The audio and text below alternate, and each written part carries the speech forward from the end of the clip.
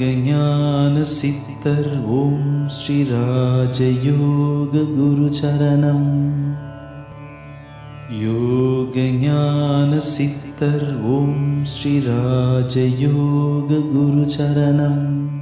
மனிதன் உடல்லையும் பிராணசக்தி இருக்குது. பல ஆயிரக்கணக்கான அணுக்கள் ஒன்று கூடுதல் மூலமாகத்தான் ஒரு உடல் உருவாகுது. அதே போல் பிராணசக்தி இல்லாமல் மனிதன் இயங்க முடியாது.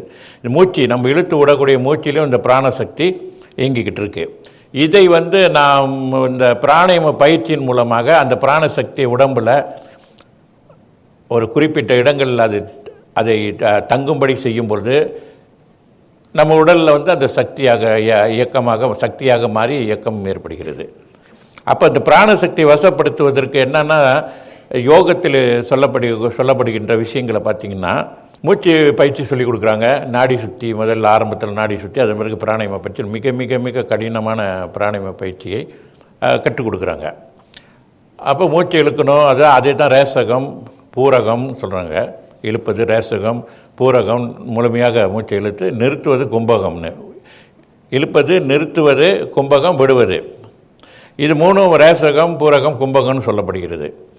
ஆக இந்த மாதிரி செய்யும் பொழுது நம்ம பிராணசக்தி நமக்கு வசமாயிரும் அப்படின்னு சொன்னால் நிச்சயமாக வசமாவதற்கான வாய்ப்புகள் இல்லை.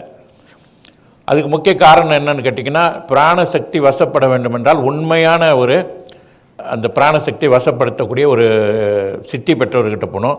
இல்லை இறைவன் அருளால் அது உங்களுக்கு சித்தியாகணும், இல்லை ஒரு சித்தர்களால் சித்தியாகணும், இல்லை யோகிகள், இந்த மாதிரி ஒரு நிலை அடைந்தவர்கள் மூலமாகத்தான் நீங்கள் ஒரு பிராணாயாம பயிற்சி பெற்றீங்கன்னா அது இயற்கையாகவே அது வசமாயிரும். உங்களுக்கு அதுவாகவே இயல்பாகவே வசமாகக்கூடிய நிலையை உருவாக்கும். சாதாரண நிலையில் போய்ட்டு நான் பிராணாயாம பயிற்சி கற்றுக்கிட்டு வரேன், ரொம்ப கடுமையாக செஞ்சால் பிராணாய சக்தி வசமாயிரும் அப்படின்னு நினைத்தால் அது நிச்சயமாக முடியாத ஒன்றாகும். செய்ய முடியாது அந்த மாதிரி.